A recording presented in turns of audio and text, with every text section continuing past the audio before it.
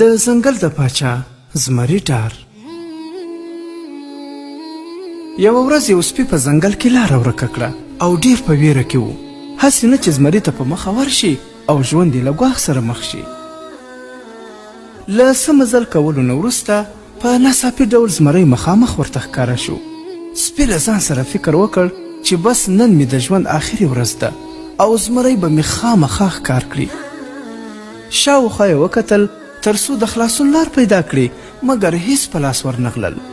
فقط یو څو هډوکي چې مخکې زمریانو ښکار کړی و او هډوکي یې پاتې شوي وو، په هغه یې شروع وکړه او شا یې زمري ته ورواړوله او د هډوکو په خوړلو یې پیل وکړ.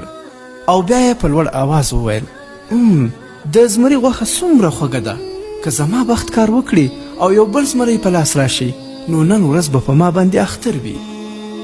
زمري چې دا خبرې واورېدې سخت وډار شو او بیا یې وویل: دا څنګه سپی دی چې د زمریانو ښکار کوي؟ نو باید چې د ځان غم وخورم تر څو چې د سپي له خوراک څخه بچ شم. او بیا یې د سپي نه لار چپه کړه او لرې وتښتېد. په دغه وخت کې یوه شادي بیزوګۍ هم په ونه کې ناسته وه. د زمري او سپي ترمنځ چې کومه کیسه روانه وه هغه یې ټوله څارله.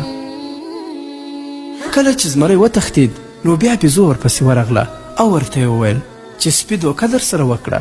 د ټولې کیسې نه یې خبر کړ او بیا یې ورته وویل: راشه چې ورشو او ښکار یې کړه.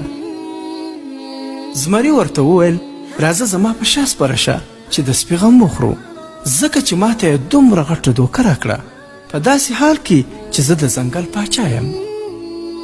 سپي چې زمری او بیزو ولیدل چې د نوموړي په لور روان دي نو سپی بیا ورخطا شو چې اول ځل خو بچ شوم، مګر دا ځل به مې خامخا ښکار کوي. له لږ سوچ کولو نه وروسته بیا په مخکینیو هډوکو باندې پیل وکړ او شا یې زمري او شادو ته واړوله او په ډیر خوند سره یې هډوکي کړپول.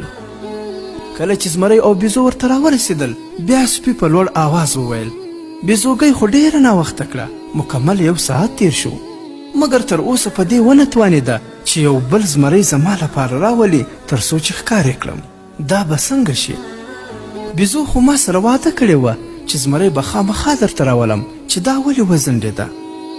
زمری چې د سپي خبرې واورېدې ډیر په قهر شو او بیزو یې له شا نه راوغورځوله او بیا یې ټوټې ټوټې کړه او بیا یې ورته وویل چې تا ما سره خیانت کوه او زه دې په دوکه سپي ته راویستلم، نو ځکه مې دا سزا درکړه.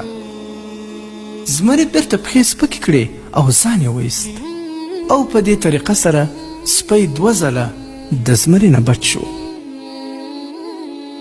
ګرانو دوستانو، د دې کیسې پندا دی کله چې د ظالم دښمن سره مخامخ شي نو دا بیا ډیر شرم دی چې په بېغیرتۍ سره مړ شي. نو هر وخت د خپل ځان د دفاع لپاره کوشش کوه او چې کیږي په یو طریقه له دښمنه ځان خلاص کړه، نه داسې چې په هوسایي او غفلت کې دې مړ کړي. د حکایات